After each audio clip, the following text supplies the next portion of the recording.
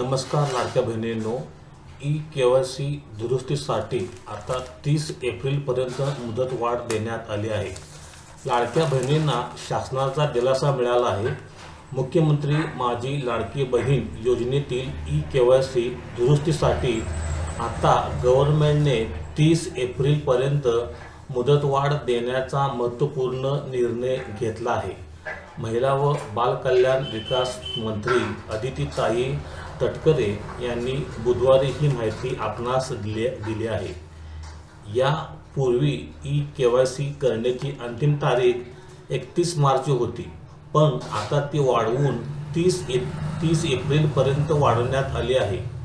त्यामुळे लाभार्थी महिलांची कागदपत्र आणि माहिती दुरुस्त करण्यासाठी त्यांना आणखी 1 महिना मिळाला आहे। लाडक्या बहिणींनो, आता ही आपणास ई-केवायसी करण्याची शेवटची संधी आहे।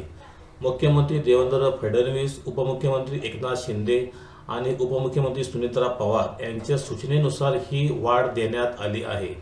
राज्यातील जास्तीत जास्त महिलांना या योजनेचा लाभ मिळावा हा त्यामागील हेतू आहे आणि सर्व लाडक्या बहिणींची ज्यांची ई-केवायसी दुरुस्ती राहिली आहे त्यांची ई-केवायसी दुरुस्ती त्यांनी 30 एप्रिल 2026 पर्यंत करून घ्यायची आहे।